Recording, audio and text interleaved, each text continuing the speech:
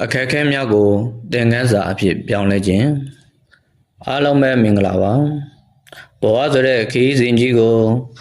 ခဏမျှရပ်တန့်ပြီးစဉ်းစားကြည့်ကြရအောင်မနေ့ပြန်မှာဘာတွေဖြစ်မလဲဆိုတာဘယ်သူမှကြိုမသိနိုင်ပါဘူးတချို့ရက်တွေမှာအရာရာအစဉ်ပြေချုံးမွေ့နေတတ်ပေမဲ့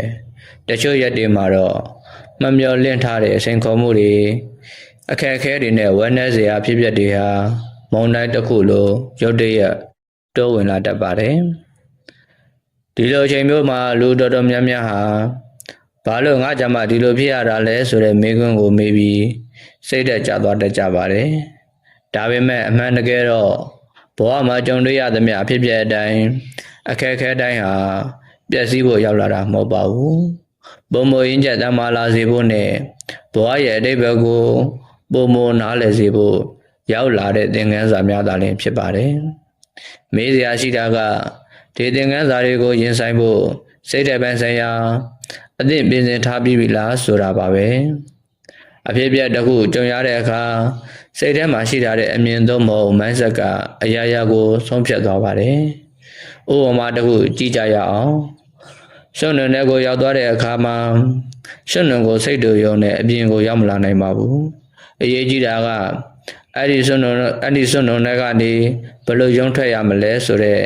အသိဉာဏ်နဲ့နီးလန့်ပါပဲဘဝရဲ့အခက်အခဲဆိုတာလဲဒီလိုပါပဲပြဿနာလိုပဲမြင်တဲ့သူအများကတော့စိတ်တကြမယ်ကံကြမ္မာကိုအပြစ်တင်မယ်အားငယ်မယ်သင်ခန်းစာလို့မြင်တဲ့သူများကြတော့သင်ယူမယ်ပြင်ဆင်မယ်ပုံမောတန်မအောင်ကြိုးစားမယ်စိန်ခေါ်မှုတစ်ခုရောက်လာတိုင်းမိမိကိုယ်ကိုဒီမေးခွန်းလေးတွေပြန်မေးကြည့်ပါဒါဟာငါ့ကိုဒုက္ခပေးဖို့ရောက်လာတာလားဒါမှမဟုတ်ငါမှရှိနေတဲ့အားနည်းချက်တစ်ခုကိုပြင်ဆင်ဖို့သင်ခန်းစာပေးတာလားဒီအမြင်ပြောင်းလဲမှုတစ်ခုတည်းနဲ့တင်အခြေအနေတစ်ခုလုံးကိုထိန်းချုပ်နိုင်သူဖြစ်လာပါလိမ့်မယ်အခက်အခဲတွေကိုအကျိုးရှိရှိအသုံးချနိုင်ဖို့စိတ်ဓာတ်ပိုင်းဆိုင်ရာပြင်ဆင်မှုမှန်တိုင်သုံးခုရှိဖို့လိုအပ်ပါတယ်နံပါတ်1အမြင်ပြောင်းလဲခြင်းရောက်လာတဲ့အခက်အခဲတိုင်းမှာကောင်းမွန်တဲ့သင်ခန်းစာတစ်ခုအမြဲပါဝင်နေတတ်ပါတယ်။စုံနေမှုဆိုတာအဆုံးသတ်မဟုတ်ပါဘူး။ပုံမကောင်းမွန်တဲ့နည်းလမ်းကိုရှာဖွေနိုင်မှုအတွက်လမ်းညွှန်ချက်တစ်ခုပဲဖြစ်ပါတယ်။နံပါတ်2အတိတ်ကိုသင်မုန်းချေခြင်းလူအတော်များများဟာဘဝမှာရှေ့ဆက်မတက်နိုင်တာဟာအတိတ်ကအမှားတွေနဲ့နောင်တတွေကိုအိတ်ထဲထည့်ပြီးလေးလံစွာထမ်းထားကြလို့ပါအတိတ်ဆိုတာသင်ယူဖို့အတွက်သာဖြစ်ပြီးနေထိုင်မှုအတွက်မဟုတ်ပါဘူးအမှားတွေကသင်ခန်းစာကိုပဲယူပါကြံတဲ့နောင်တတွေကိုတော့ဒီနေ့မှာပဲထားရခဲ့လိုက်ပါနံပါတ်3စိတ်ရဲ့ကြံ့ခံမှုကိုတည်လျှောက်ခြင်းကြံ့ခိုင်မှုဆိုတာဒုက္ခမရှိတာကိုပြောတာမဟုတ်ပါဘူးဒုက္ခရှိနေပေမဲ့စိတ်ကိုတည်ငြိမ်စွာထိန်းချုပ်နိုင်တာကိုပြောတာပါနေ့စဉ်9မိနစ်ခန့်ငြိမ်သက်စွာတရားဘာဝနာပွားများကြည့်ပါမိမိစိတ်ကိုပြန်လည်သုံးသပ်ခြင်းဆိုတဲ့လေ့ကျင့်မှုတွေကမိမိရဲ့စိတ်ကိုပုံမကြံ့ခိုင်စေပါတယ်အမှားတစ်ခုကြုံတွေ့လိုက်ရပြီးဆိုပါစို့ထိုအမှားကိုဘယ်လိုသင်ခန်းစာအဖြစ်ပြောင်းလဲမလဲအဆင့်30မှာပါဝင်တဲ့အဆင့်အတိုင်းကြည့်လေ့ကျင့်ကြည့်ပါအဆင့်1လက်ခံလိုက်ပါအမှားကိုအကြောင်းပြချက်မပေးဘဲငါမှားခဲ့တယ်ဆိုတာကိုရိုးသားစွာလက်ခံလိုက်ပါဒါဟာရင်းချက်ချင်းရဲ့ပထမဆုံးအဆင့်ပါပဲအဆင့်2စမ်းစစ်ပါငါဘာကြောင့်ဒီလိုဆုံးဖြတ်ချက်မှားတာလဲဘယ်နေရာမှာလိုအပ်ချက်ရှိသွားတာလဲဆိုတာကိုအေးအေးဆေးဆေးစမ်းစစ်ကြည့်ပါအဆင့်3သုံးသပ်ပြင်ဆင်ပါနောက်တစ်ချိန်ဒီလိုအခြေအနေမျိုးကြုံလာရင်ငါဘယ်လိုတုံ့ပြန်မလဲဆိုတဲ့မူဝါဒကိုမိမိကိုယ်တိုင်ချမှတ်ပါဒီလိုစနစ်တကျသုံးသပ်တဲ့အခါပြုလုပ်ခဲ့ဘူးသမျှအမှားတိုင်းဟာဘဝရဲ့အဖို့တန်ဆုံးဆရာကောင်းဖြစ်လာပါလိမ့်မယ်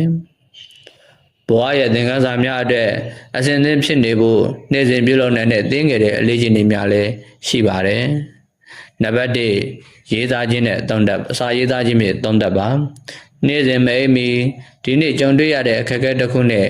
ထိုအရာမှရရှိတဲ့သင်ခန်းစာတစ်ခုကိုစာအုပ်ထဲမှာရေးမှတ်ပါဒိုင်ယာရီတစ်ပုဒ်လိုမျိုးရေးမှတ်လို့လည်းရပါတယ်နံပါတ်2ကျေးဇူးတည်တတ်ခြင်းကောင်းမွန်တဲ့အရာများအတွက်သာမကမိမိဟာပုံမတန်မာစေခဲ့တဲ့စင်ကော်မှုများအတွက်ပါ ကျေးဇူးတင်စိတ်မွေးမြူပါနံပါတ်3ခဏမြရက်တမှာဒေါသထွက်စရာသို့မဟုတ်စိတ်ဓာတ်ကျစရာကြုံလာပါကချက်ချင်းတုံ့ပြန်ခြင်းမပြုဘဲစက္ကန့်30ခန့်အသက်ပြင်းပြင်းရှူပြီးစိတ်ကိုငြိမ်းချအောင်ဥစွာပြုလုပ်လိုက်ပါမိတ်ဆွေတို့ဘဝဆိုတာပြန်ပွဲတစ်ခုမဟုတ်ပါဘူးဘဝဆိုတာသင်ယူမှုခရီးစဉ်တစ်ခုပဲဖြစ်ပါတယ်